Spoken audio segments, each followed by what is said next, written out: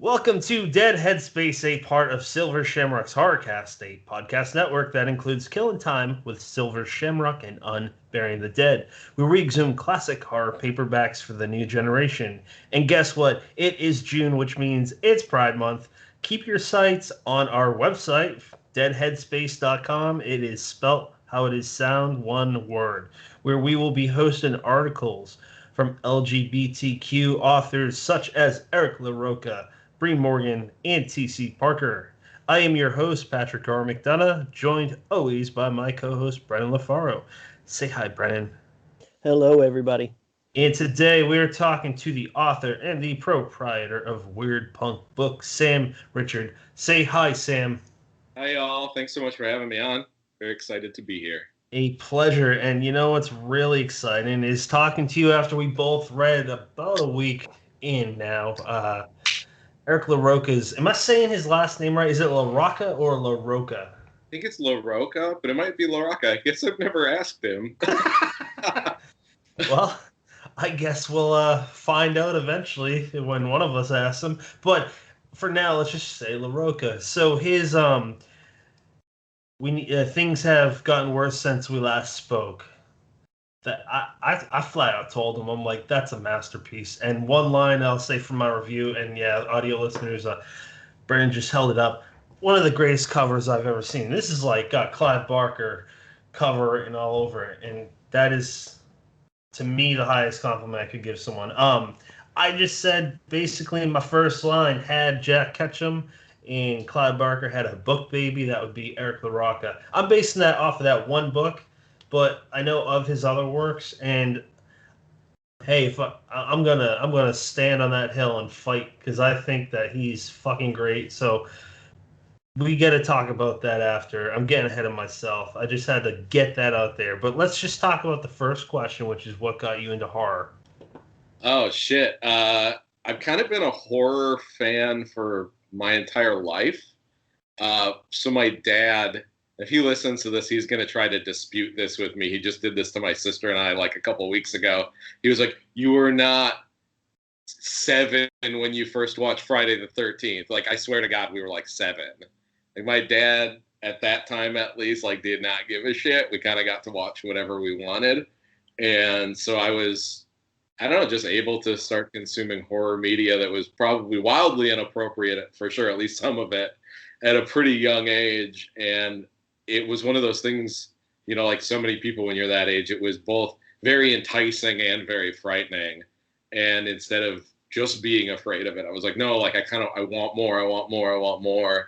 And it spawned like a lifelong love of the genre, which, you know, for a long time was for me mostly centered around movies. But then I've also been like an avid reader for a really long time. I feel like for a lot of my life, like my teenage years and into my kind of early 20s, it was like reading a lot of transgressive literature, reading a lot of outsider literature. That was the stuff that really pulled me in. It's, you know, like Kathy Acker and William Burroughs and J.G. Ballard and Georges Bataille and like all that whole cast of like weirdo writers on like the fringes of literature. And it wasn't until my kind of mid-20s that, aside from a few things here and there, that I really started reading horror. And then was like, okay, like I was kind of assumed it wouldn't be as good as the movies. You know, I was never no shade, but I was just like, I read some Stephen King when I was young and it never really grabbed me. Like, obviously everybody loves him and I no shade, like he is where he is for a reason, but it just, for me, it wasn't what I was seeking. Mm-hmm. And then it was like finding other things, finding Jack Ketchum and finding Kathy Koja for me was a huge, like, right, she's on that line right between horror and those transgressive. Oh, for sure. I was just talking about. So it was like finding the stuff that kind of appealed to me, pulled me into the horror fiction side of things, as opposed to just being a movie fan. Yeah, that's kind of my deal too, man. And Brendan, please jump in a minute. I when I was a kid, it was Goosebumps for me, and the show and the books. And I was 11 or 12 when I started really getting into slasher films, and it was the big three-man: Freddy, Jason, and Michael. Did you have a favorite as a kid? Because I knew right off the bat, for me, it's Michael. I don't know why he creeps me out the most. I think I was always drawn most like of those of kind of the big three slashers. I was always Nightmare on Elm Street was the I think specifically because like the first movie, like watching it back, as an adult many times, it's so relentlessly surreal in those dream sequences, especially like the part where she falls asleep in school and her friend's body, like in the body bag, the legs lift up like someone's dragging it away. It's like that shit. It feels like it's something out of an Italian horror movie from the 70s, which is also my bread and butter as an adult. But I was just kind of always drawn to like the weird shit. That's why weird punk and weird horror, because it's like the weirder end of the spectrum is what I want. And I am a big Halloween fan. I love John Carpenter, but like just in general. But as a kid, it was definitely like fucking Nightmare on Elm Street movies are so weird. I think the first one, and I'm not going to say one's scarier than the other because they're apples and oranges, but Wes Craven's New Nightmare and the first Nightmare on Elm Street were my two favorites as far as like scariness goes. But if we're just going with an overall, I have fun the most with this one, it's number 6 where Tom Arnold and Roseanne are in it. That's great. I think I'm like, if we're talking series as a whole now, 3 is probably my favorite. 3 is just so much fucking fun. But still, there's something about that first one. But even like as a kid, outside of the slasher movies, there were a lot of other like Sabbath of the Fox Devils, right, is super influenced by small creature horror films, which are absolutely my bread and butter growing up. And like specifically Ghoulies is like one of my all-time favorite movies and has been for a really long time. But, Gremlins, the gay critters, like all that weird shit too is just like that. I was really into that growing up. And nothing has changed, but those were some of the movies I really cut my teeth on at that age too. And then Sleepaway Camp as well, which is very problematic, but it truly is. But I have an association with it from a young age, Yeah. Brennan, go ahead, man. Yeah, let's talk more about weird shit. So you mentioned that a lot of the formative writers were transgressive fiction, and some of the names weren't familiar to me, but Burroughs caught my attention. And full disclosure, I have tried Burroughs. I don't care for him. I can't get into it. So, but if going to school for music taught me anything, it's that even if I don't like something, I really enjoy trying to understand what the appeal of it is to like a broader audience. So I want to know like what specifically Burroughs or on a larger scale, what draws you to authors like that? Sure. Specifically with Burroughs, I think he caught me at weirdly, I was pretty young, but like kind of just the right age, like 13, 14, finding that, learning about I've always been really into how artistic movements and artistic communities overlap and influence each other. And so it was like getting into punk got me into the Beats and Burroughs, because they were so influenced. And you have like the direct connection of like Patti Smith and Burroughs knowing each other in that kind of New York scene. And so it was just this like a lot of people I'm into mentioned this writer, like this weirdo writer, and kind of largely just this group of weirdo outsider writers like the Beats were. And so I read a lot of the Beats at that age, and they're like, I still definitely like some of it, but for me, like Burroughs is the one that has sustained like a lifelong love of. And I really think for me, in terms of my relationship with his work, is how truly feverish it is.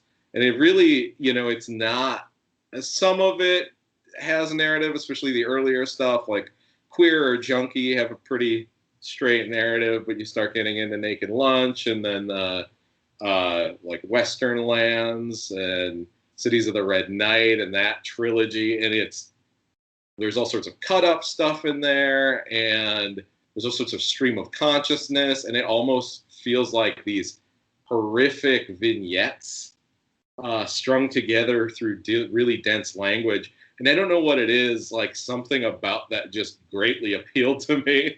And it was challenging. It's still challenging. I haven't read any of those for a number of years, but I did for a while there because I'm, this kind of asshole. I read Naked Lunch like, I don't know, 8 or 9 times to try to understand it. And that was like a decade ago. But just there's something really compelling about it. And I also think I was sort of taken in at that age too by the myth of the man, this legendary outlaw queer writer. Then there's definitely, again, there's like in hindsight, there's a lot of problematic stuff there, like him maybe not actually accidentally killing his wife. And, but it just, at that age, it was like, this guy is the size of Texas, in the world. He's just stands tall as this really bizarre figure. And I want more of that. And that kind of led me into, I think, an appreciation. I don't feel like I fully comprehend that stuff either, it just, but I like atmosphere as in terms of all, I think like the vast majority of the art I consume, atmosphere is like my favorite thing. I listen to a ton of black metal. Atmosphere is like, black metal is all about atmosphere. I listen to a lot of post-punk, all about atmosphere. I like Fulci movies, dripping with atmosphere. I like weird writers who have tons of atmosphere. It's always been a lifelong pursuit. Even the visual arts, like I'm a massive Max Ernst fan. I have a Max Ernst tattoo. He's my favorite surrealist artist. He's probably my favorite artist. His paintings are atmospheric as fuck. Francis Bacon, super atmospheric. Like that shit just, I don't know, I'm pulled to, it's that thing where like, maybe a straightforward narrative or a narrative that's hard to follow doesn't necessarily matter if I'm like connecting with a work on a different level, on a level where I'm appreciating for how it makes me feel versus how the story is being told in this straightforward way. And that's like one of those things that works for some people and doesn't work for others. And like, no shade, I don't feel like it makes me particularly smart or special. It's just something I'm into and have always been into. You know what? I got to jump in with a book that made me think of just now with everything you just said, which is Anthony Burgess's A Clockwork Orange. Like, that's one of the best fucking books I've ever read. Like, if there's a top 10, it's going somewhere up there because it's just, it's so out there. And the reason for words such as, like, they use the word horror show, it's so fascinating why he uses it, and it's so universal. Like, it's relatable now, but it's always, people are always going to be the same, man. We're always going to be fucked up and doing terrible things and abusing, great technology like we do with social media, and I'll keep it at that. But like, it's a beautiful time to be alive because it is the age of information, but we abuse it with petty, trivial things. Not, hey, let's get smarter as a species, So I'm getting off on a tangent, but it kind of relates with A Clockwork Orange, with the whole, it's just super weird. And it took a little bit for me to catch up with it, but once you catch up with it, you're like, I'm in. I think, for me, that was when I read that in high school, but I haven't revisited it. But I remember that one, just the way the language is used does make it really hard to approach it, know. And that's like most of what I remember about it was being like, this is written in a really strange way, and I'm not sure I know what's going on. It's really rewarding once you finally because I had to reread some stuff, and it was one of those books where it's like, yeah, this is definitely worth fighting through the struggle of adapting to it at first. Brennan, have you read that, man? I have not. I've seen the movie, not in a while, but never. I don't think I even have the book. You know what? The only reason I have heard of the book was because a friend of mine that is a fellow reader, she's like, you gotta read this. I think you'd like it. And normally, just because I got a billion other books I want to read, I'm like, oh, okay, I'll get to that, but I never do. Not even like maliciously or whatever, but it just, I read it since she gave it to me, and I'm like, all right. I never saw the movie though, and I know Stanley Kubrick was in charge of that, so I don't know why I haven't seen that. I like Kubrick. He's another dude that described an atmosphere. His scenes alone, I know that he was very particular about things are in shots and out of shots. Like I've seen the documentaries on The Shining in particular, and he's an interesting guy. Yeah, even just thinking about like I think when I was younger I was like a really big Kubrick fan. I still very much appreciate him, but I think 2001 is still my favorite of his movies. And even just in terms of the atmosphere in that, like there are big sections of that movie with no dialogue. Like the beginning is, and I don't remember how long it is. It might only be like 10 minutes or whatever before the first line is spoken. And then there's the whole crazy ending, and that's also very atmospheric. But yeah, what a like just insanely talented director for sure. Yeah. While we're talking about movies, when's the last time you've been in a movie theater?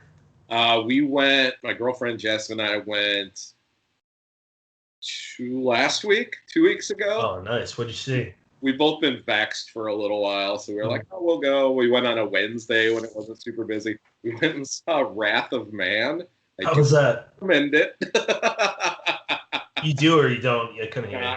I mean, maybe. And like, I was thinking it would be fun and probably really dumb. It's a Jason Statham movie. I saw it, and it's also directed by Guy Ritchie. And I'm like, he's fine. I don't know. I know some people love his stuff. He's fine. I did like the last movie he did, the one with Matthew McConaughey. It was like fun. But so we just were like, we haven't been to a movie in a while. Fuck it, let's go. And I thought it'd be fun and dumb. And it was like the dialogue at the beginnings, kind of the early part of the movie when I don't want to do the whole thing, but just like there's a whole set of dialogue that's just fucking insane. It's like his first day at work, and it feels like it's his first day in prison. The way he talks, it's just like the dialogue is written by someone who's never heard a human talk. And there's like maybe halfway or 2/3 of the way through the movie, it kind of switches perspectives, and in that perspective switch, there's a fairly decent heist story about ex-military guys doing a heist. And that part, like the seed of that, there was something really good there, and they just fumble every part of it. So that's my not exciting last movie I went and saw. You know what? When Statham was getting big, like the Transporter 1 and 2, I really dug. Like they're just, I don't mean to come off insulted, but they turn your brain off on. Yeah, no, I agree. Like, I like some of those. My late wife was a big fan of that era Jason Statham bad fun movie, and I definitely like appreciate them on a level. Just real quick, the last one I saw, man, it was in February of last year. It was Parasite when they re-released it, and I got to go into a movie this year with something good. So I got no clue what I'm watching. I want to see Spiral. I want to see Candyman when it comes out. Tony Todd's reprising that role. That might be it. I might see Candyman. That looks good. Yeah, I think the last movie we saw before lockdown, because I love to see movies in the theater. Yeah, me too. Once or twice a month probably was the norm before COVID, like when we could. And the last one we saw was The Hunt, like right before everything got scary. And I don't know if either of you saw that, but that movie is a fuck ton of fun. Yeah, nice. You know what's cool though about Candyman? I don't know if everyone knows this, but that was based on a Clive Barker short story, and Hellbound Heart, Hellraiser, and to me those are the two. We were talking about slashers earlier. I don't think they're really slashers, but they're like cousins of slashers, at least if I were to categorize them, and they're the creepiest ones of all the 80s flicks that I've ever seen. Yeah, that I think those Clive Barker movies, and obviously like I'm a massive David Cronenberg fan, having done a co-edited and published a tribute to the man. That like, the Brian Yuzna stuff, and like the Stuart Gordon movies, like that's the side of, especially the 80s horror, 80s and 90s horror. That's the side of horror that I like. We're talking American, roughly films. Like, yeah, that's my shit. And I remember seeing an interview with Clive Barker a number of years ago, maybe like 5-8 years ago, and he was talking about how different horror today would be if instead of having the like repetitive slasher movie thing became the like endless sequels and knockoffs of the same type of thing over and over again for a really long time. How different and probably really exciting and cool horror would have been if it had gone in the pocket of like the Barker movies and Cronenberg and, you know, Stuart Gordon and that kind of stuff, and that be the launching place from where horror evolved. And we, you know, that has happened to some degree, but just not super surface level stuff. Yeah. That whole area is like, that's the shit. I love that. For sure. Real quick before I forget, well, Red Beard wanted me to pass a message along. He said hi. Hi. Pretty hard to remember that. Yeah. Brennan, why don't you jump in, sir? I'm just thinking about, you know, what you just said about. I feel like streaming has kind of changed the game as far as horror being completely dependent, horror movies anyway, being completely dependent on endless sequels and rehashing and remakes. Because yeah, those abound, but you know, where we just had a year-long period, more than that, where you know Shudder was your go-to place for horror, and you know, of course, like Netflix and Hulu to some degree. It really opens a nice doorway to get those, you know, where if you know the with video stores going under and those straight to DVD releases no longer necessarily happening, it just gives a nice avenue for something different, I guess, as opposed to getting the same old shit crammed down your throat day after day. Yeah, absolutely. Not really a question at all, just a rumination. No, So, I think you're totally right. let's talk about Weird Punk. So give us the origin story. Oh, sure. Weird Punk started, I always say 2015, but technically it started in 2014 by my very good friend and Wonderland Award-winning, multiple-time Wonderland Award-winning author, Emma Alice Johnson, who's, I actually saw her today. She'd been swimming around in kind of the Bizarro scene, working with Eraserhead and working with Bizarro Pulp Press and Lazy Fascist when they were still around. And she wanted to start her own small press.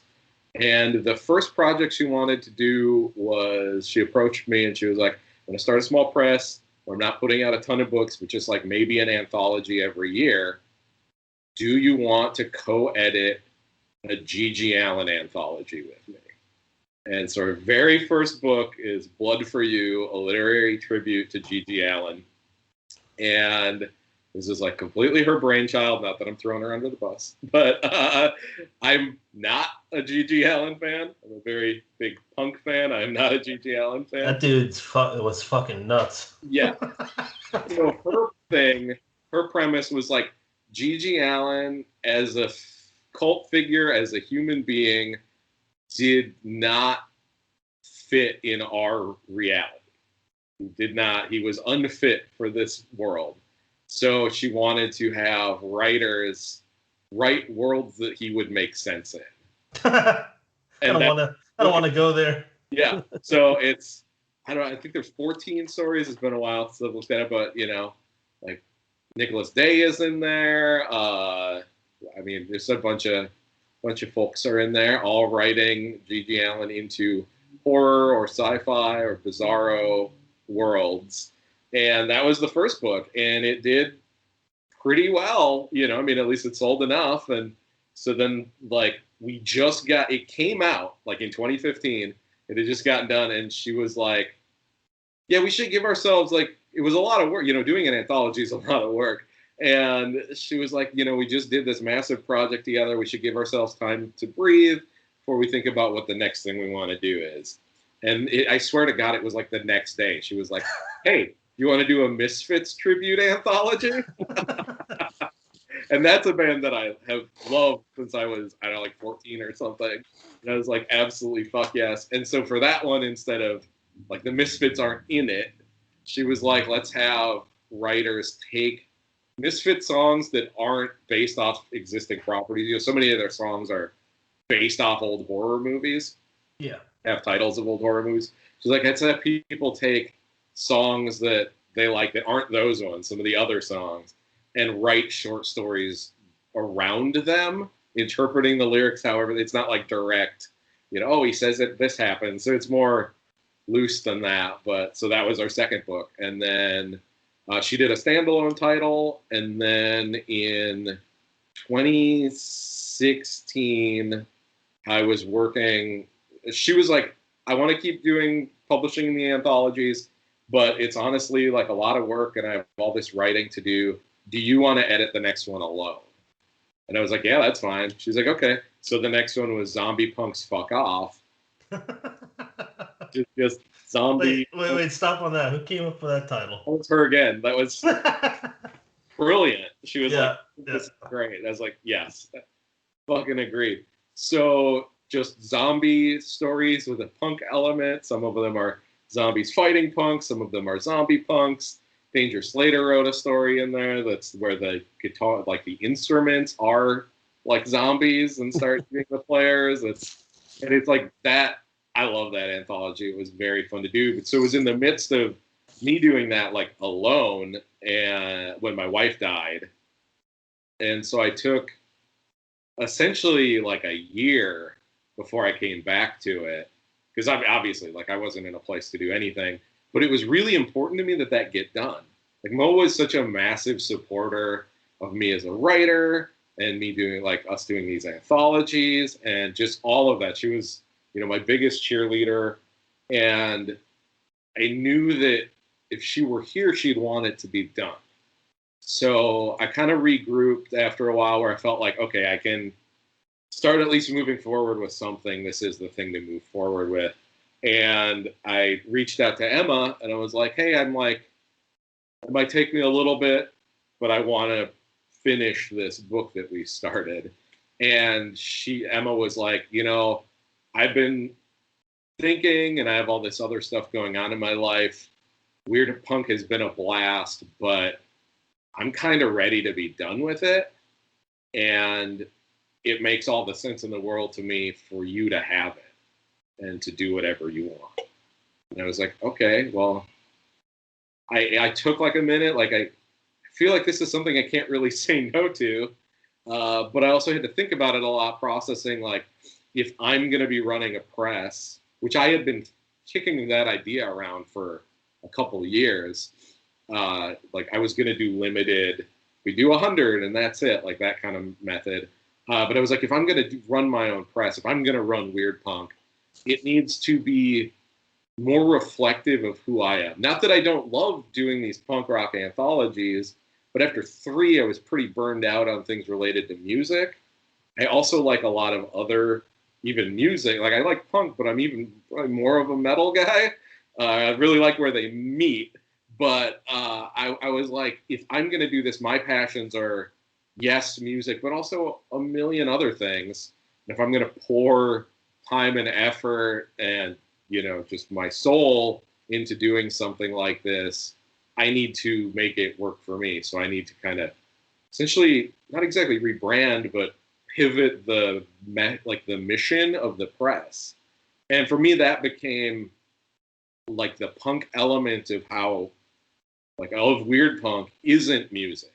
The punk element is the attitude in which the press operates. Because I come from like the DIY kind of punk and hardcore scene where it's like about doing it yourself and building community and treating each other like decent fucking human beings. And not that Emma wasn't doing all that already, but I was like, the ethos of the press is the punk part. And the books don't have to be reflective of any kind of quote unquote punk like aesthetic or music aspect. And so I was like, okay, I'm going to do this. So I have Zombie Punks done. Holy shit. I don't know how to publish a book because all I've done is editing on these books. So I reached out to Christoph and Lisa at Clash Books, who are friends of mine. And I was like, hey, this book is done, but I literally know nothing about the back end of how you do any of this shit. Do you want to co-publish this with me? And they were like, we kind of talked it through. And they're like, yeah. So the kind of first for me taking over is actually co-published by Clash and Weird Punk. And then from there, it was the New Flesh, and then all the novellas, which was another pivot where I was like, I'm kind of good on novellas or on anthologies for a while. Like, I think novellas it's like my favorite thing to read. Let's do that. And so that's the very long, short history of Weird Punk. Yeah, we know Lisa and Christoph. They're great people. Oh, they're awesome. So, Brendan, do you have a comment on anything you just said? Because you said a lot, and I'm not really sure what to pinpoint on. You know what? Like, one of the things I wanted to talk about, you already started launching into, and I love the idea of we've had several people make the punk horror do it yourself, build it with nails and tacks and string mentality, and I absolutely fucking love that. So what I'm curious about is when you started putting, when you were kind of the sole decision maker, what did you start looking for in novellas, let's say, when you're looking to publish solo authors? What was in a book that you wanted to publish? It's actually kind of a funny, like everything that I do, it's all fucking ass backwards and blind in a dark room walking backwards. Like I was thinking about doing novellas because again, like I fucking love novellas. But I was like, again, I don't know how to do that. I'd only done up to that point some anthologies. And I was thinking about it like, I think that's what I'm going to do. I kind of have to figure out, kind of waffling back and forth. Should I do this? Should I not?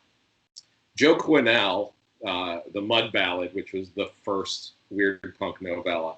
Joe Quinnell is a very good friend of mine. She's one of my favorite people. And she won't be embarrassed to hear that because she knows that.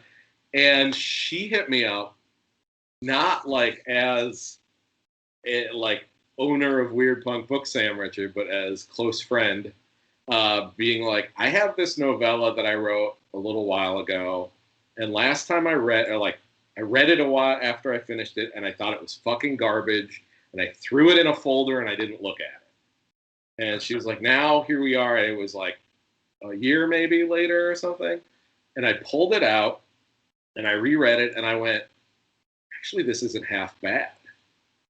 And so she was like, would you read it for me? And just like, but basically beta read it and just let me know if this is good, is this shit, are there parts of it that I need to fix? Just let me know your thoughts, because Grindhouse is opening for submissions really soon. And if it's good, I think I want to submit it to them. And I was like, yeah, I've got the time. I'll happily read this. And like, you always have those people who it's like, I will drop anything for a couple of friends. Sorry, not all friends, but like a couple of friends. Like I will. No, we all got that. Yeah. Brendan's one of them for me. Right. I love having that. And she is one of those people. And I was like, yeah, I'll fucking read this for sure. It sounds awesome.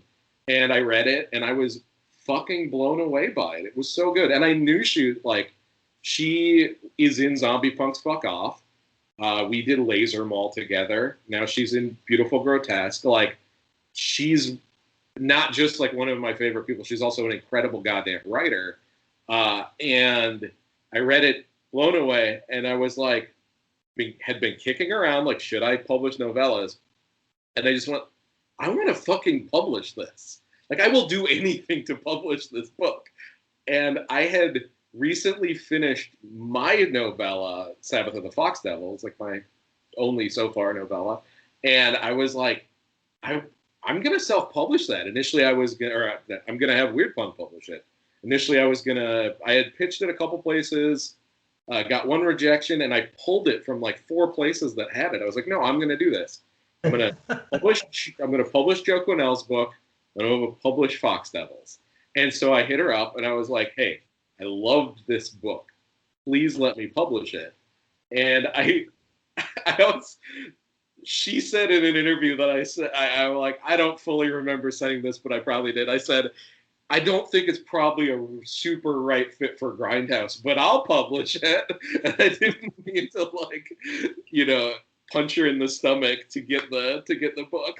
But they probably knock her down so you can build her up. Yeah, but they probably would have published it. But I fucking love that book, and that was how Weird Punk started publishing novellas. So then it was that, and I did Fox Devils, and then it was trying to figure out, like, do I do an open call? As a lot of small presses are, I'm literally a one-person operation. And at that point, like, full-time job, in a band, writing career, I have time. I want to do this. I'll dedicate time to it. But I don't know that I have the time to sit and read 60 novella submissions and get back to people in a timely manner. Like, I don't have the brainwaves for that. So I started doing submission pitches, where it's like, if you have something that seems kind of in the realm of what I like, and I made a whole list that's on the website, kind of what I'm looking for, hit me with basically back cover copy of the finished book. Like, the book has to be done, but like how you would sell the book via the back cover copy. Hit me with that. Let me know tones and influences, and from there I'll decide if it sounds like something I want to read for consideration. And Roland Blackburn, I don't remember if I had hit that point yet, but he hit me up and was like, I have something I think you might like, and I read it, and that's 17 Names for Skin, and that was the third one, and then it just kind of, and then Joanna Koch, and it just kind of rolled from there. Yeah, again, sorry, long story, but we like that here. All right, so you kind of led us to the doorstep with Eric's book, which we mentioned earlier, and you must be over the fucking moon to have published that, because everybody and their mother is talking about it right now. I mean, that book stands to be on a whole fucking bunch of end of the year best of lists. I got a question for him before we dive into that, if you want to hear it. It's a good question. I asked him this morning because I told him you're coming on, and he's like, first off, oh, I love him. Or he says something, I'm paraphrasing. I was like, I love him too. So, we love you. And so does Brendan. I'm speaking for him. But anyways, Eric asks, what do you do to take care of your... Oh, excuse me. What do you do to take care of your mental health when working on such devastatingly dark material? I don't know. Nothing. I don't know. I feel like in a lot of ways, like, especially if we're talking stuff I've published, it doesn't really super affect me typically. I mean, because I'm reading it from a different lens than if you're to pick up a book and read it, right? I'm looking at it through an editor's eye. I'm looking at it through a different eye than if I was casually or like reading a book for pleasure. So that kind of stuff doesn't tend to hit as hard when you're like a little bit removed from it and how you're reading it. If we're talking about the stuff I write, then the writing of it is the therapy for the writing of it. Brennan, do you want to dive into Eric's book? I do. I'm actually, I want to talk about what you just said later, that the writing is the therapy. So I am making a note of that, and Patrick threw it to me, and I am unprepared for that. And okay, I'm good.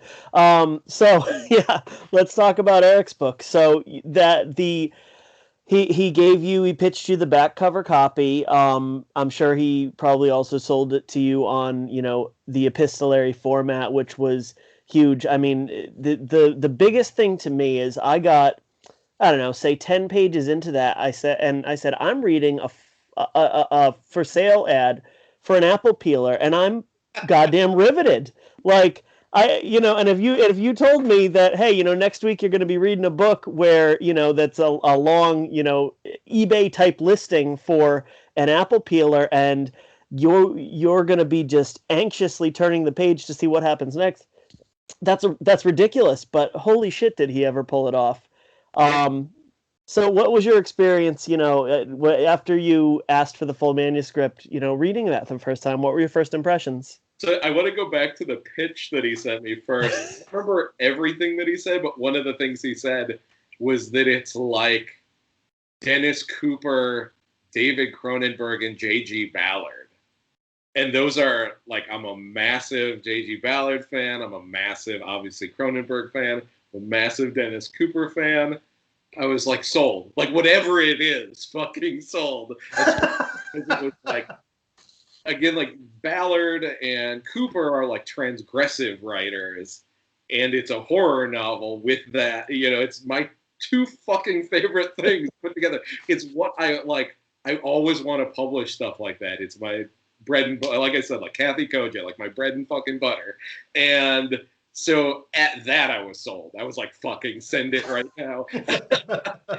But so that when he sent it to me, and it always takes me a little while to read things because I'm doing a bunch of shit. Eventually, I tried to read it really fast. I eventually got to it, and I was sitting there, and I was same thing. I was like, okay, apple peeler, interesting. I knew it was epistolary. I knew internet kind of like message board into chat room email conversations, and as it went. And I'm sure a lot of the people who read it can attest to like this sense of creeping dread that keeps getting stepped up a level as you go. And it's little things at first that step, and then it's bigger things, and it's like, oh fuck, oh fuck, oh fuck. And so I think, again, like everybody, like it was just a fucking blast to read. I was like, oh my God, I have to publish this. This is outrageously good. He is such a good fucking writer. And also, what a good person, which is a whole fucking thing for me too. Like, I do not want to ever work with assholes or scumbags. I even have a whole thing in the contract. Not that it's like I won't work with an asshole, because I don't know, but like I won't work with fucking, I won't work with homophobes and transphobes, and I won't work with fucking racists, like all the things, obviously, like that kind of stuff. But it's like in the contract. I won't work with predators, like. But as a person, I also don't want to work with like elitist assholes. And so it's always really cool because like every writer I've ever worked with, like for sure on these novellas and mostly on the anthologies, like really good fucking people who I'm like happy to not only work with but also call friend. Yeah, and I'll definitely echo that. I've only ever communicated with Eric by messenger apps and stuff like that, but he is just the consummate, kind, and graceful person. Yeah. And in regards to what you said about the dread building, the atmosphere, and all that, the tension. The one part that sticks with me, and I won't go too far into spoilers. I'll just say the part with the salamander. Yeah. Just masterful, just absolutely masterful writing. I can't say enough good things. Like that part and the baby part. Yeah. Look, that's like that recounting of that story is like I was like on the edge of my seat, which doesn't normally happen. Oh man, I forgot to put that in my review, but I think Eric's gonna listen to this, so I'm just gonna say it here so we can hear it. That baby scene, and I'll leave it at that for potential readers. That's the closest thing that I have read since reading Jack Ketchum's The Girl Next Door on that level, both in tone and looking at the horror itself. Like, I don't read a lot of extreme horror, so I'm not trying to knock other people that perhaps have done it on that level. But for me, what I have read, he was just like, I don't even want to say one rung under Ketchum. He just kind of captured a lot of great writers. My God, I'm thinking about it again. Fuck you, Eric. He's such a sweet person, but god damn, can you write dark stuff? Truly an unnerving part. It's just like, oh God, I know where this is going. I can see and I can't stop it. That's the best kind of, well, no, there's a lot of great horror, but that's a good part of horror where you just like, what's going to happen and you just have to watch every second of it. So I don't know what else to talk about with Eric's book. Well, real quick, I want to jump in with it. We mentioned how awesome the cover is. Yeah. And, so you feel free to talk about that one specifically, or, cover design in general for Weird Punk. Because I got to be honest, I love that one. I really do. But I'm very partial to this one, Sabbath of the Fox Devils. the amount of like you see an image of it online and it's a pretty cool looking cover, but when you have the paperback, the amount of detail, the shading in the background, the color palette choices, it's awesome. So I mean, what's your process for working with people to design covers for Weird Punk books? I'm a really visual person.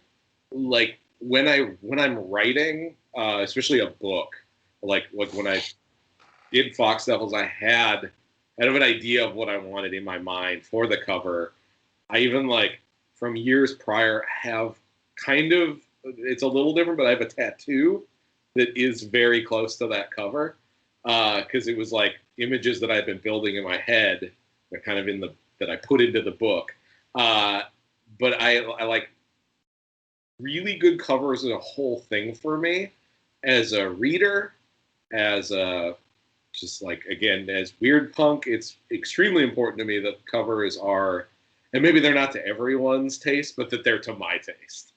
And I think a lot about being a music fan. I think a lot about album covers and like iconic looking images, iconic just things that grab you, things that pull you in, and a myriad of styles. There's so many different, really cool covers from a million different bands in different styles and genres.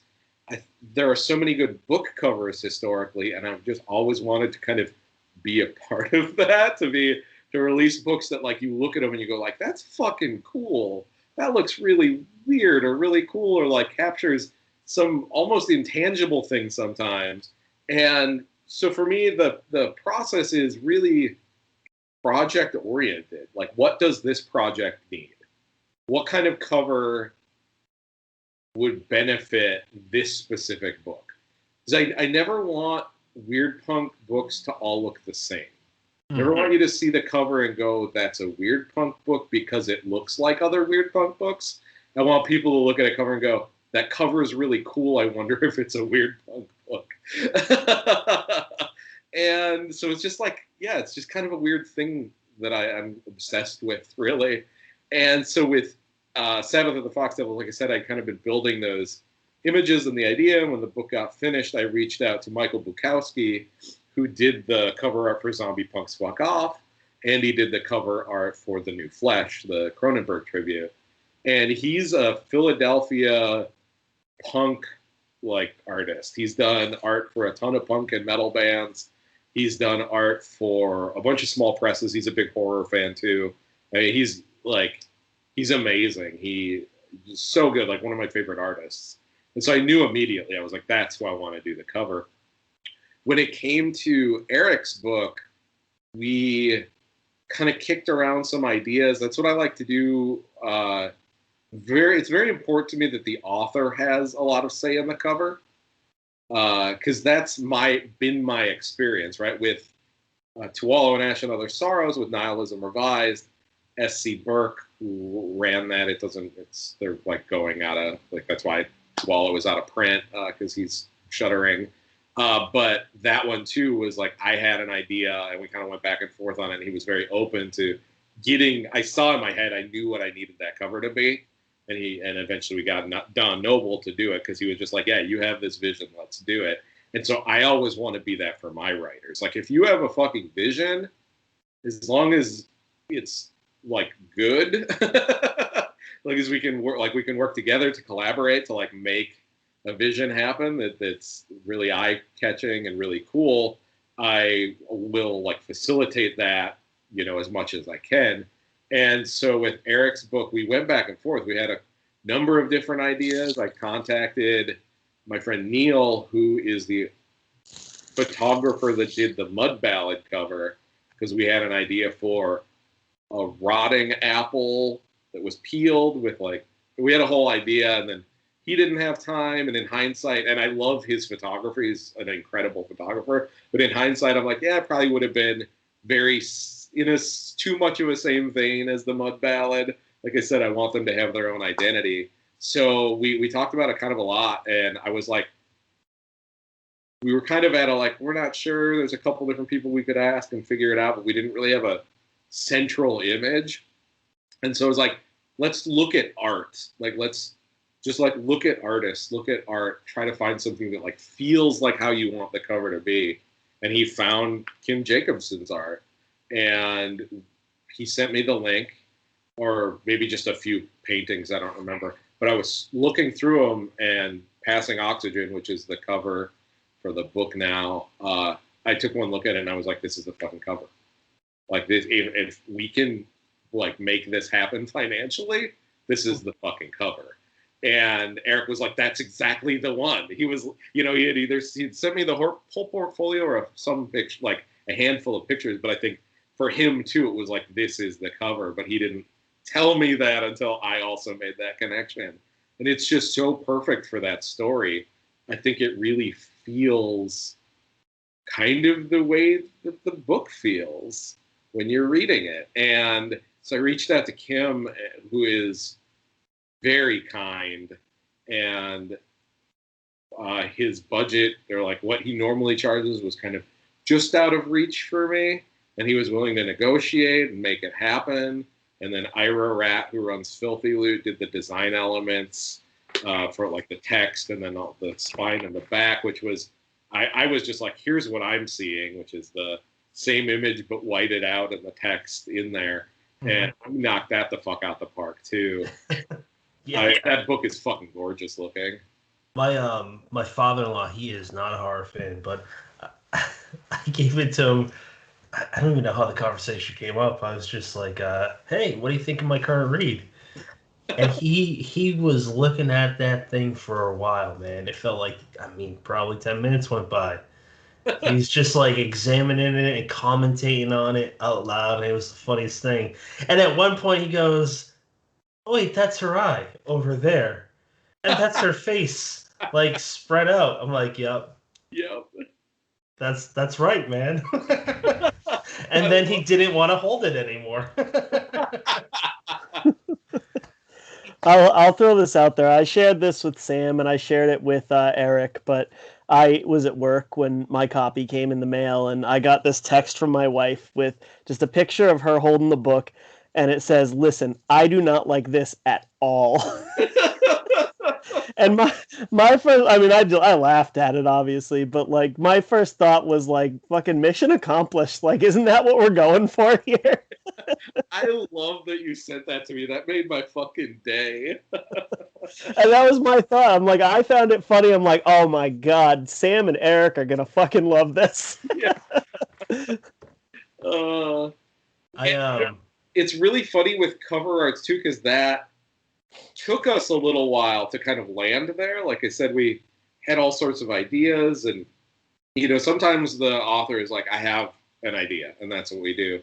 And sometimes it takes longer. Sometimes it's like somebody makes some art and then there's a few revisions.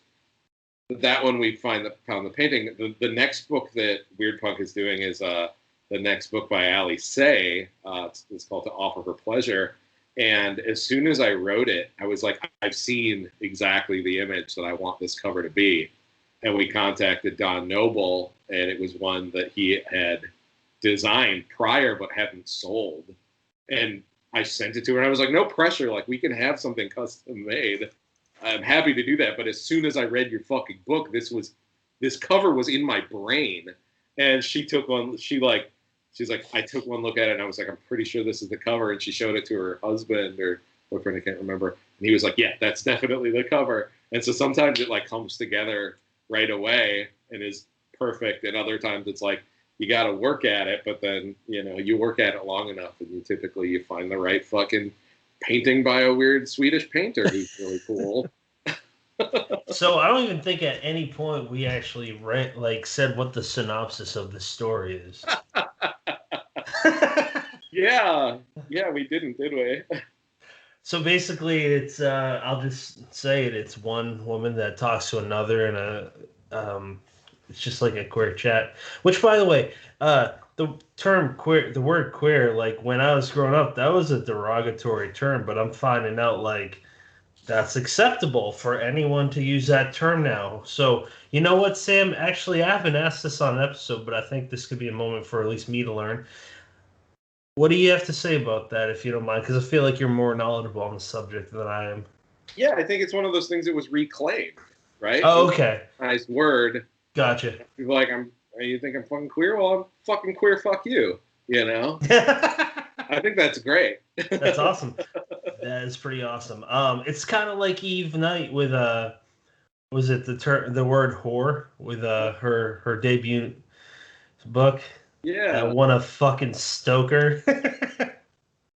That's great. Well, anyways, so it is one woman talking to another on a queer website, and then the one that is selling an apple peeler, which, by the way, I told a coworker who's a fellow reader, I'm like, so this guy, because I showed him my book, he asked me what I was reading. I said, this guy, he does something to an apple peeler that's interesting, and I just that's a great writer right there. That's a sign of a great writer when you can make an apple peeler interesting.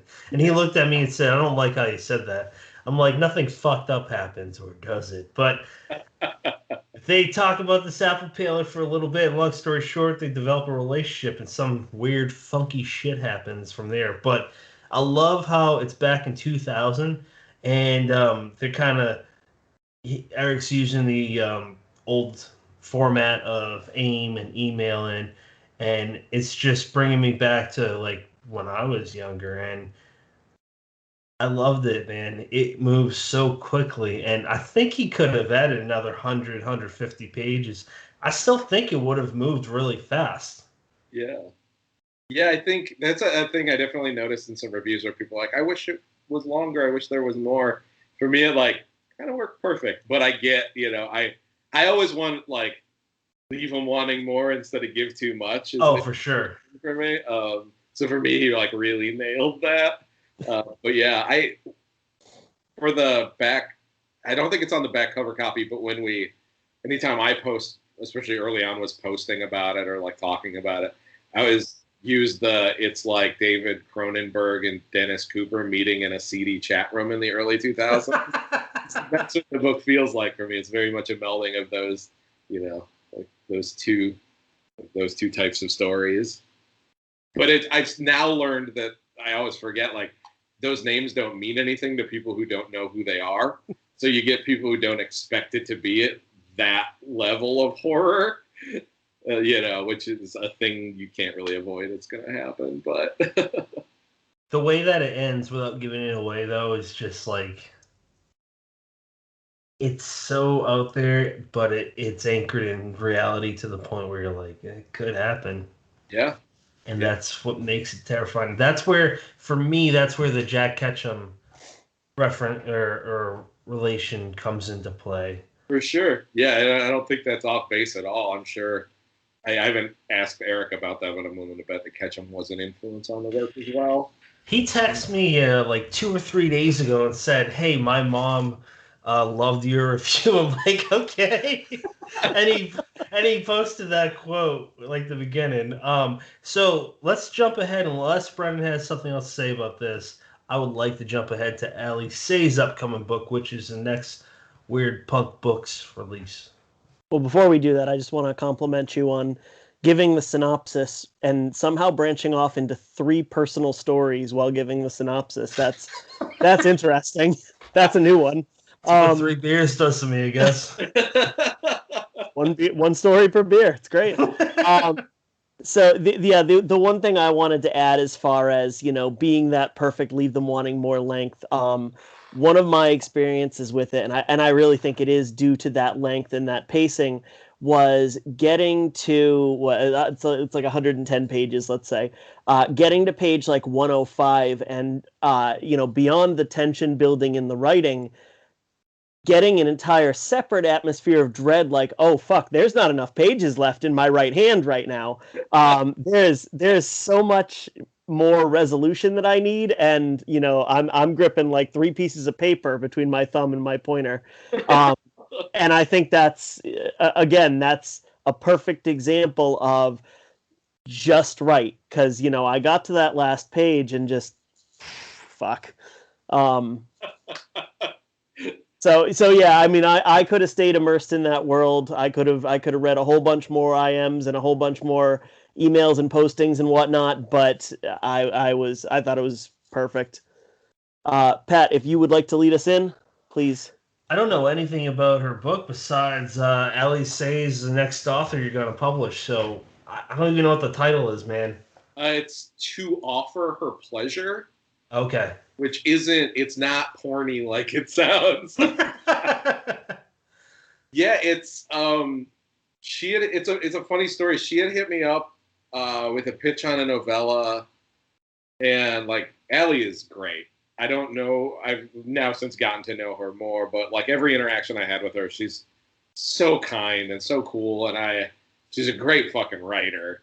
So I was like, yeah, I'd love to read something from you. She sent me a book, and I read it, and it was super well written, but it just wasn't right for weird punk. It wasn't right for what I do.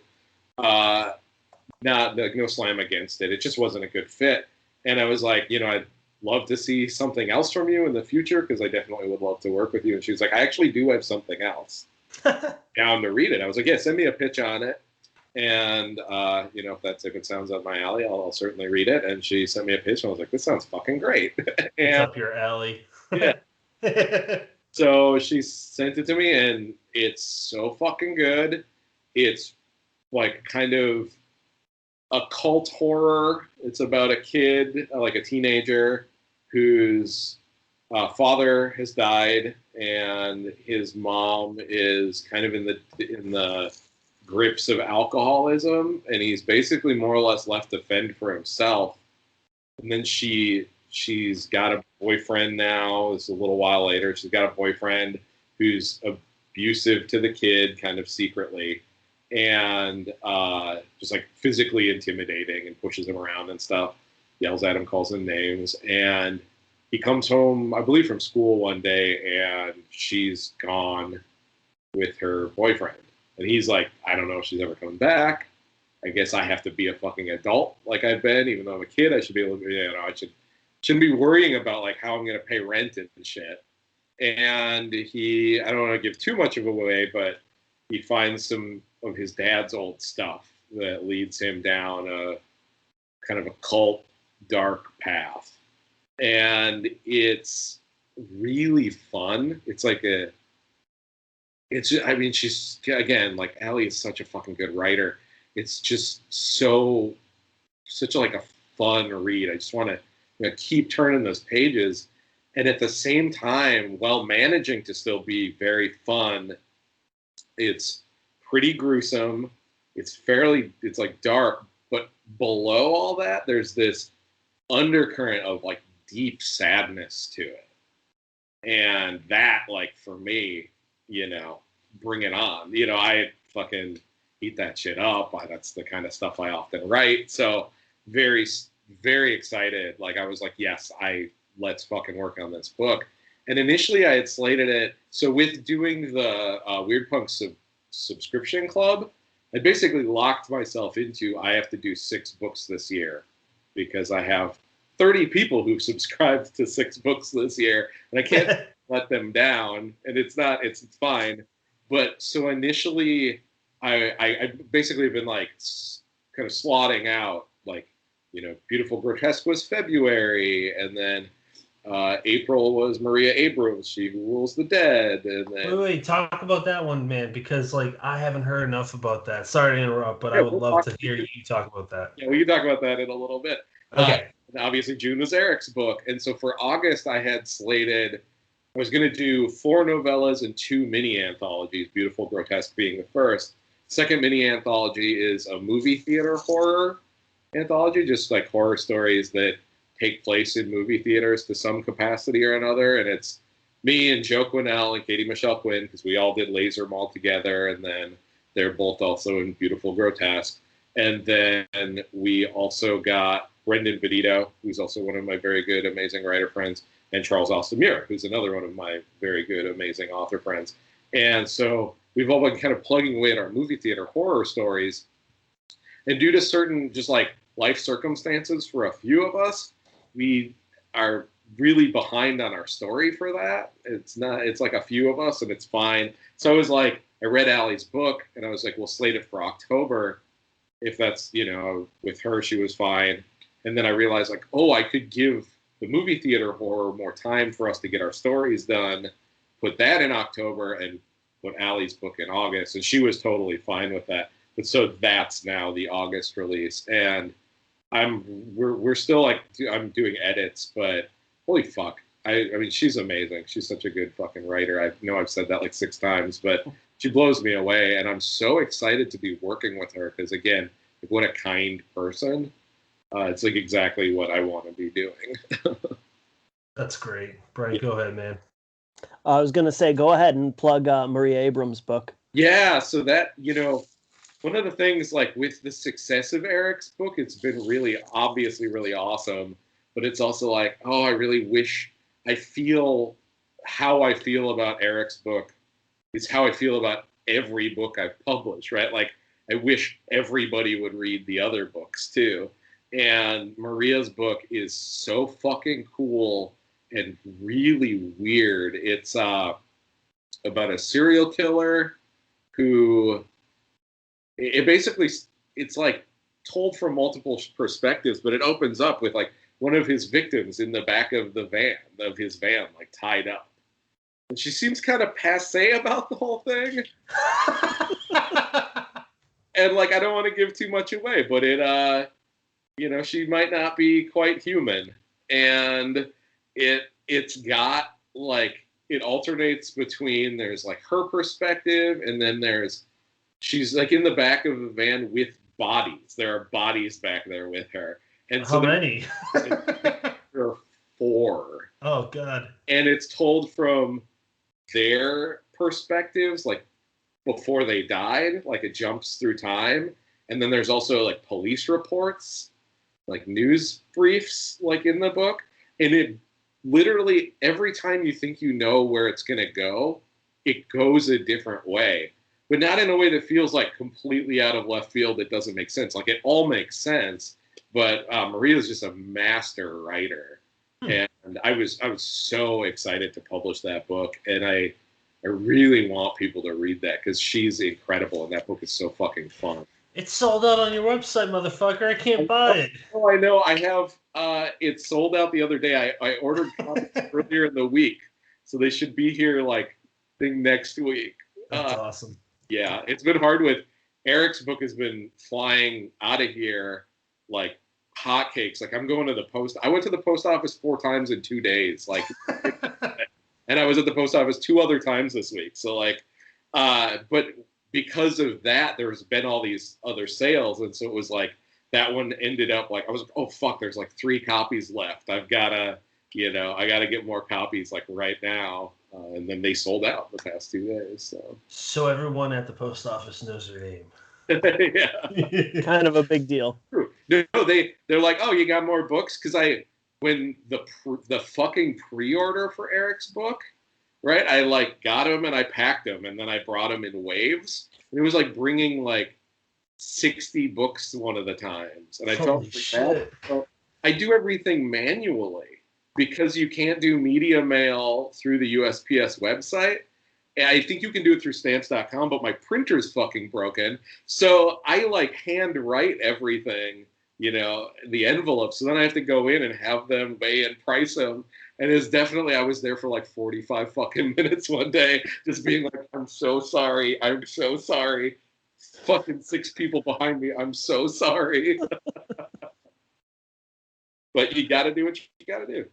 You know what, man? I'm seriously happy for you because we've talked about the history of Weird Punk Books, and it started out with you and your friend. Now it's a one-man operation. And, I mean, like, here's the thing. Every publisher, I would imagine, I'm just putting myself in your shoes, would wish for Eric's book to be with them. Yeah. Like, seriously, that's a fucking gold mine. And it's not... Even if it didn't sell a lot, it would be one of those books where I'd be shocked because this story is really good. You don't have to be a kid or an adult that grew up during that time period to appreciate the story because it's 2 people. At the end of the day, it's 2 people talking to each other. Right. And it's 2 people that care about each other, and they're in 2 different wavelengths. And that is very relatable. Yeah, for sure. So let's talk about Brennan. I'm assuming you want to move on, so I apologize. So if you don't, please. You can't read my mind, Patrick. I'm not smart enough to read my own. So before Patrick moves on, is there anything else that you'd like to share about Weird Punk? I don't know. I don't think so. I might eventually do it open for pitches. I keep saying that though. I don't actually know when it's going to be because I have a few things to read, and I'm figuring out I'll probably only do 4 books next year instead of 6, just because 6 has been a lot. It's been great, but it is, I want to give myself a little more time to relax. But yeah, I mean, more than anything, like I just want to thank everybody for the support. It's been kind of a strange journey with Weird Punk because, like I said, we kind of, like when my friends started it, it was very nestled in the Bizarro scene, which I always feel like I have a foot in, but like horror is my jam, but it's really like that weird horror. So it's almost like an intersection between horror in general, but then also like splatterpunk and weird fiction and Bizarro, but like really the horror end of Bizarro, like all that stuff swimming around and trying to move very much from the Bizarro scene into the horror scene has been interesting because it's definitely a much bigger community because the Bizarro scene's pretty fucking small. And, it feels like it's taken a little while for people to kind of, I don't want to say like recognize our greatness or anything, but just to recognize that like we exist and we're putting out cool shit. And for a while I felt kind of down about it, being like, I don't know, like we did like several books and no one in the scene seems to know who we are. But now it's like it's starting to kick up steam and I just want to keep that momentum going. But what I'm trying to say is like thanks to everybody who's been supportive. I feel like we have like a really solid group of very vocal supporters, and I like literally couldn't do it without all of those people. They're what keep me going on the hard days. Man, and correct me if I'm wrong, but you sold out of the subscriptions for 2021, correct? I did, yeah.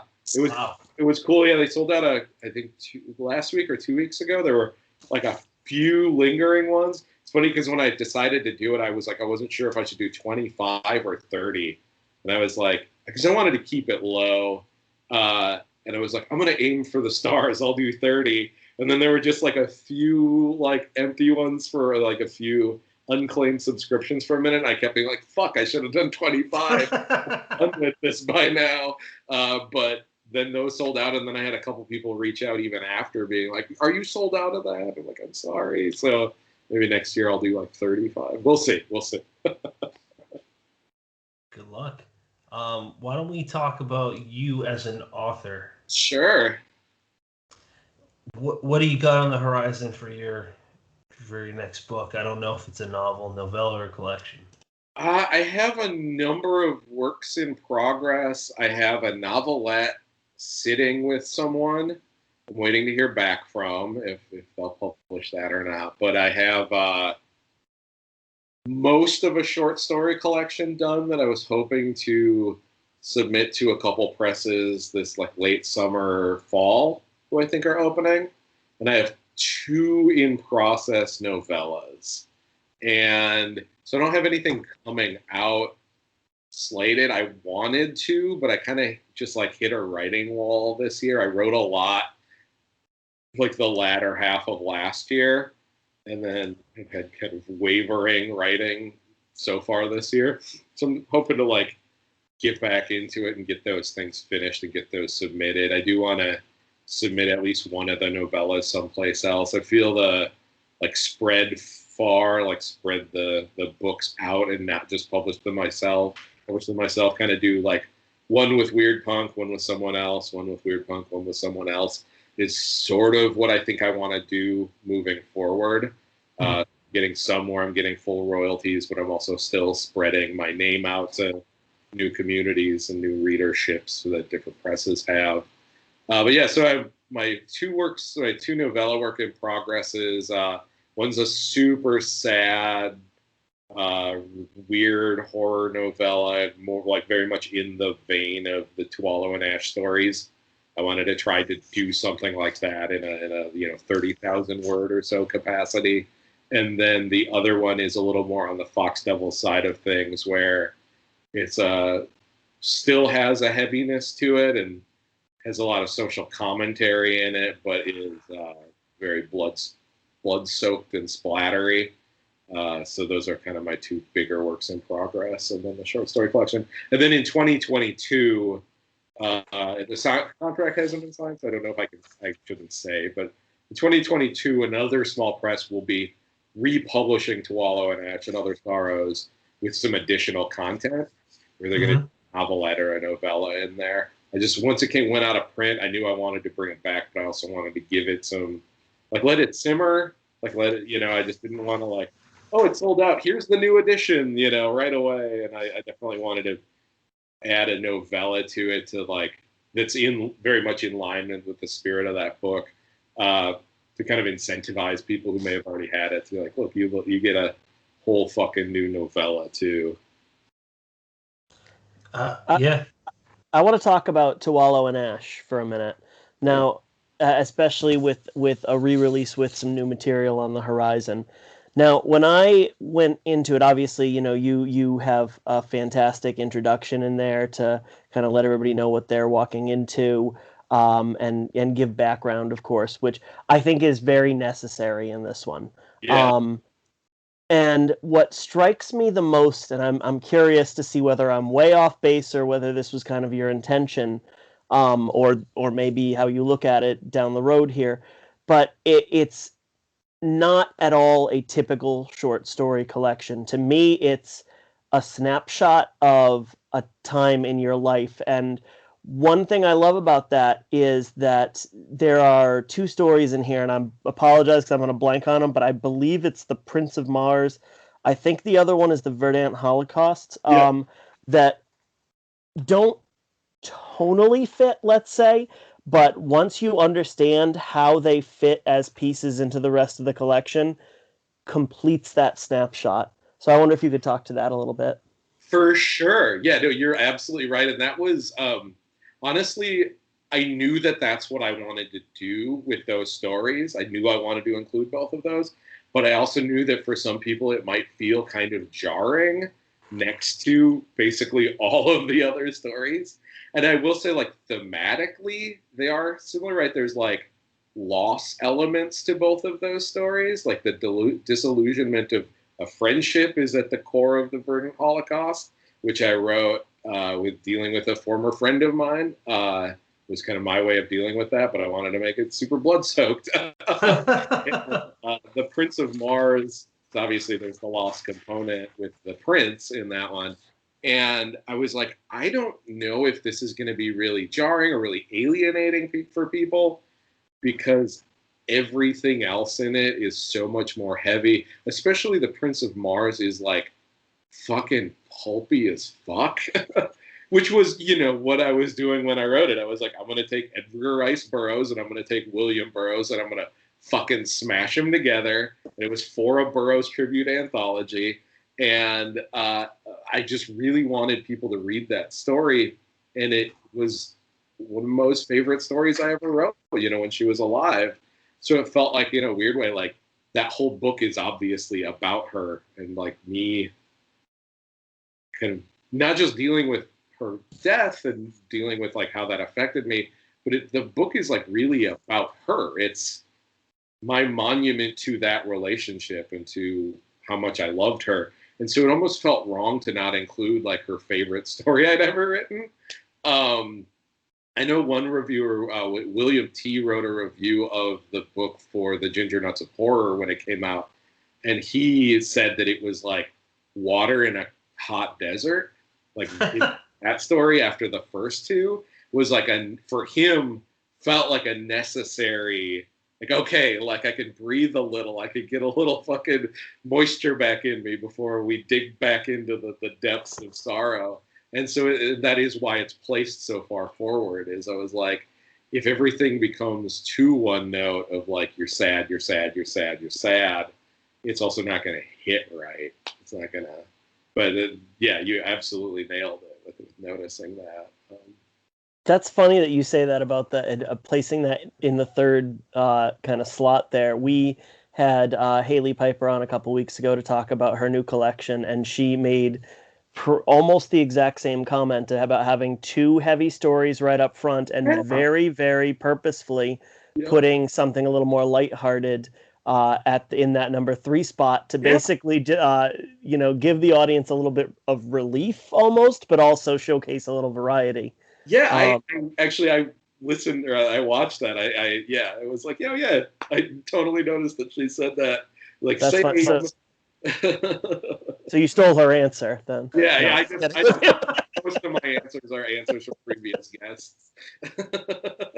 But it's funny because I did a kind of a thing in there too where like the first 2 stories are super heavy, and then there's that one, and then there's some definite heaviness, but some of the heavy ones in the middle aren't maybe as heavy, and then the last 2 stories are like also super heavy.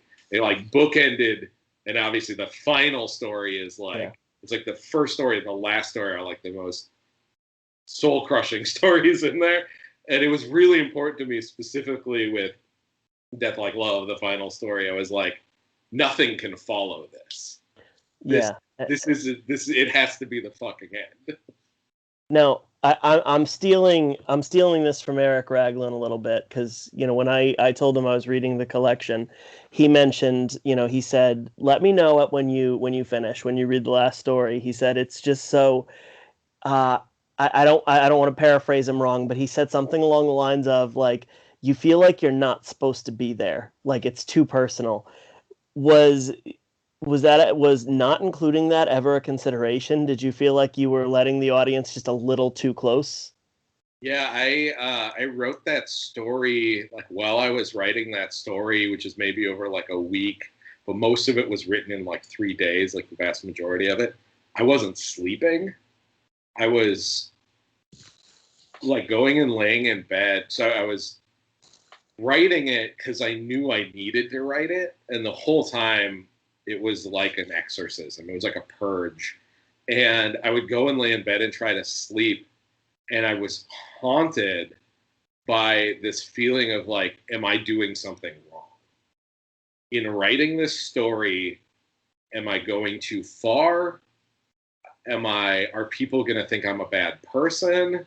Are people going to take this literally? Are they going to think that this is real? It was really hard to grapple with that. And when I finally got it done, and the original version of that story is like 2,000 or 3,000 words longer. And when I finished it, I sent it to former Weird Punk owner, Emma Alice Johnson, because she often beta read stuff for me at that time. And I sent it to her, and I was like, I don't know if this is okay. I don't know if it's too much, honestly. I just knew that I needed to get it out. And I sent it, and I felt this like ball of black in like the pit of my stomach at the thought of someone else reading it. And in a weird way, I knew that I needed somebody to read it because I felt that way. Because I was so afraid of it, because it felt so raw and emotionally had so much of my own truth in it, like what I was going through, how I was feeling, and like purging a lot of really negative shit. I was like, I need it to be read, even though I'm terrified of that prospect. And maybe a half hour later, I got a message from her. And she was like, okay, I've been ugly crying for 10 fucking minutes.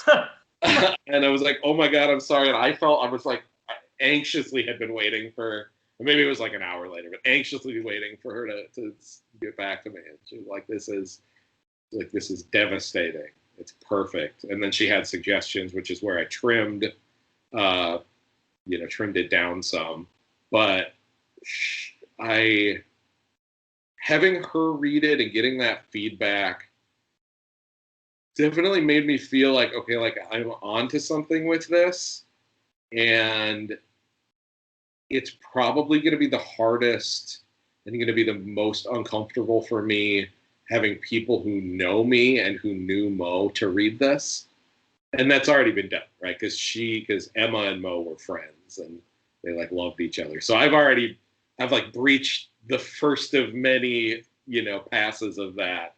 And if the reaction isn't "you're a fucking monster," like why would you do that? Then like I feel good about it. I feel like I didn't go too far, probably teetering that line. It was really important for me in that story that, especially that opening petite necrophilia segment in the fucking hospital room, not feel exploitative.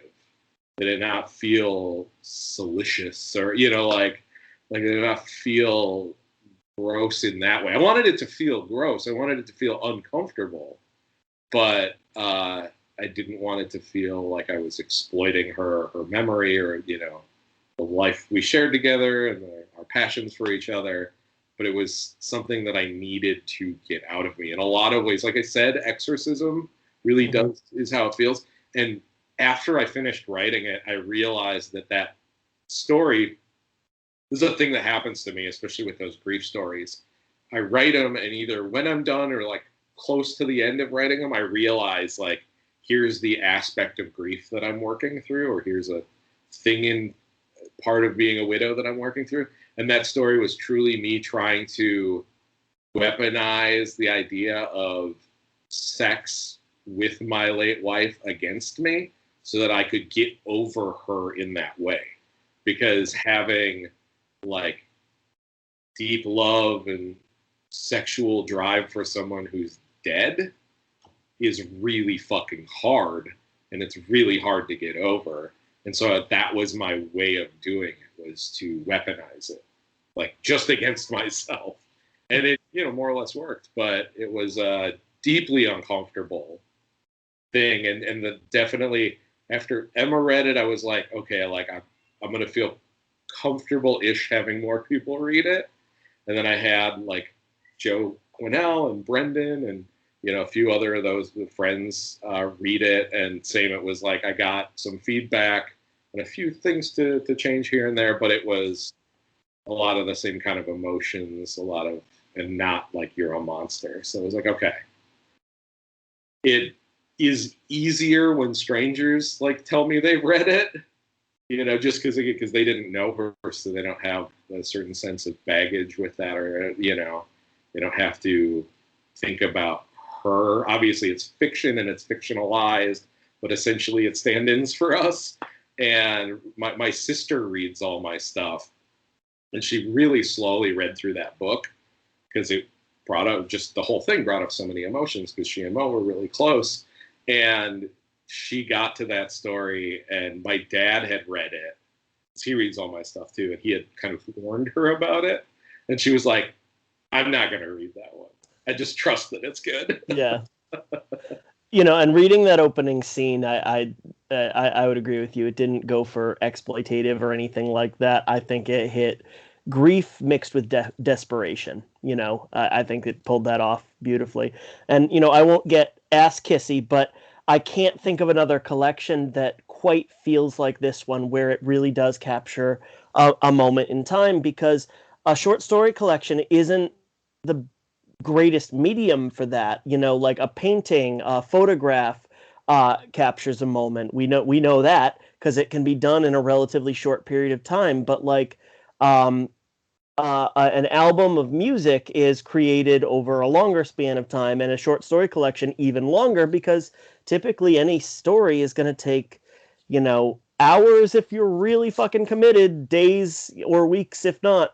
And it's out of necessity, it's going to span that time. But with such a colossal life event as the death of a spouse, you might be in that headspace. And I'm not, I have this like such, I'm saying it like such a statement, like I'm telling you something you don't know, but, but it's, you're living that moment over such a prolonged period of time. To be able to capture that in a medium that usually wouldn't be able to capture that is very interesting to me, and well done, truth be told.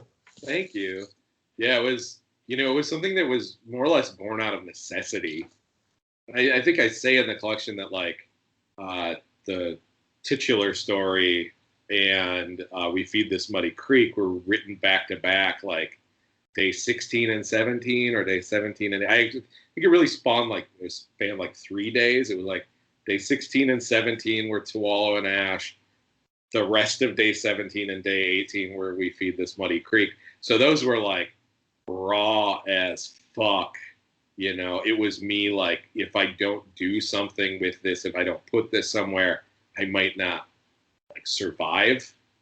And so it really, Snapshot is kind of right.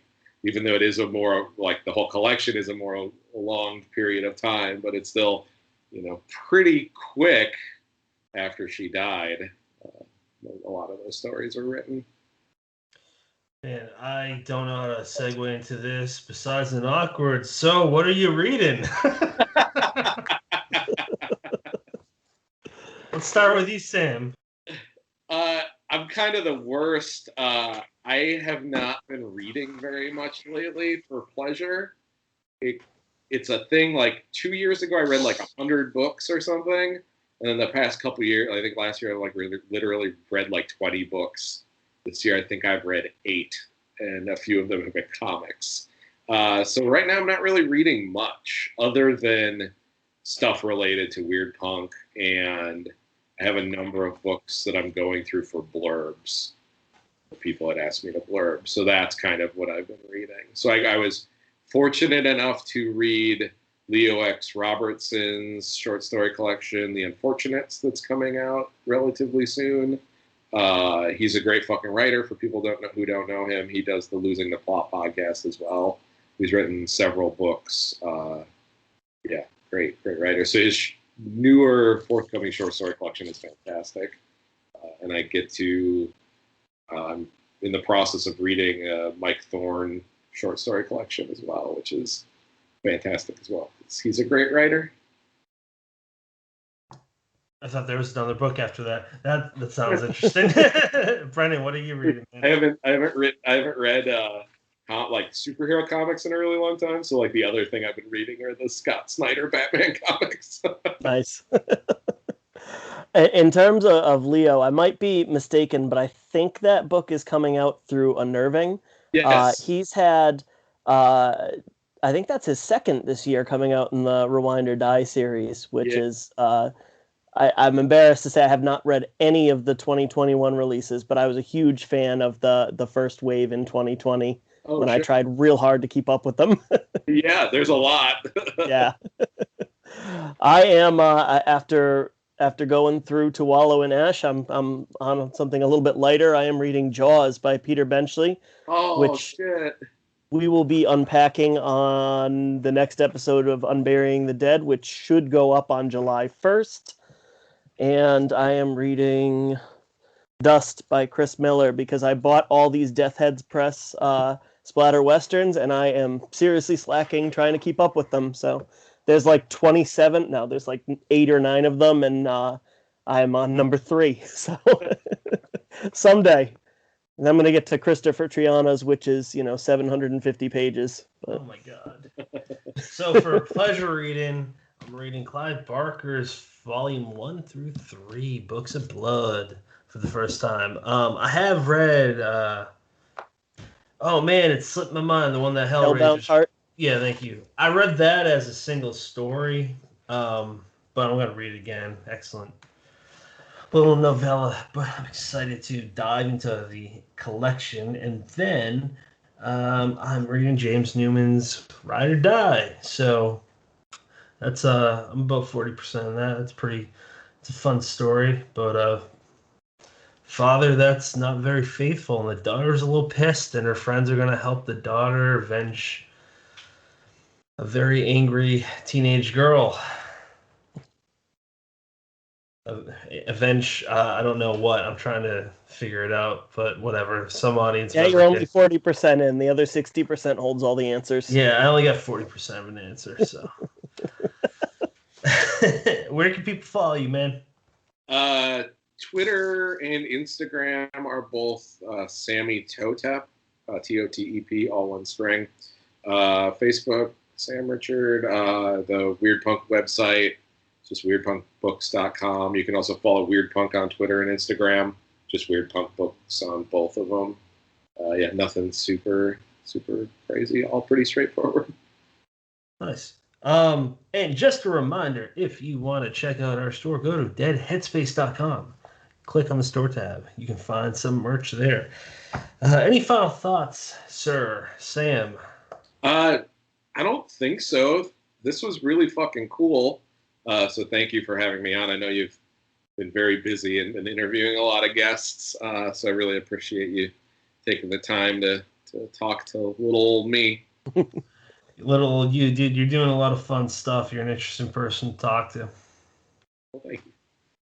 Yeah, Sam, you are our favorite kind of guest. We give you a question, and you talk for a long time, and it's all gold. It's really good stuff. So, truth be told, I had a couple questions left over, so that seems like as good an excuse as any to get you on for next year. See what Weird Pug's up to then. Yeah, I would love that. Maybe I'll actually have some other standalone releases by then. That'd be cool, man. Contract will be signed by then. You can at least talk about them. There we go. Brennan, any final thoughts? No, I just gave them. Well, I know, but I didn't know if yet. Okay. Well, you kind of like threw me off because usually I ask. And then, sorry. Where the hell is my brain at? So it doesn't revolve around you, Patrick. Oh man, that's okay. My final thoughts are that I had fun, Sam, and I really enjoy what you got going on, man. And it's a pleasure and treat to call you a friend and to call you now a guest. And you're obviously welcome here anytime you'd like, sir. Thank you. Very much agreed. It's been really cool, like getting to know both of you, just generally lately through the writing group and our little Twitter, friend group thing. It's been fucking awesome, and I very much appreciate both of you. You're stellar human beings. Thanks, man. Yeah, I love it. Our group is us three, Eric Ragland and Nico Bell, and it's a fun group to be in. The next episode, so this will be up the 21st. The next one will be James Newman, episode 98. We are 2 away from 100, which will be with Joe R. Lansdale. Stick around to hear all the fucks that Joe doesn't give. Joe Lansdale, obviously is one of the greatest writers of all time. Yeah. When the first Killer Con that I went to, which was, I think, 2018, he was talking. He did a reading, it was at a panel. He was doing a panel. Somebody asked a question. I don't remember what the fucking question was. But one of the things he said, and it honestly, a little bit going back to talking about Death Like Love, he said, write like everyone you know is dead. And that is the greatest writing advice if you're ever struggling with this is a lot. This story is fucked up and hard to process. Write like everyone you know is dead. He also, not quite as sage, but he also said on Twitter today that not enough writers use "goddammit" in their stories. So, newer writers, experienced writers, any writers who are listening to this show, use more "goddammits" because that's what Lansdale says. Lansdale Law number 39. Thank you for joining us, Sam, and thank you, Brennan, for being my co-host again, man. I love it. This is a fun show. Listeners, you have many podcasts to choose. Thank you for picking us.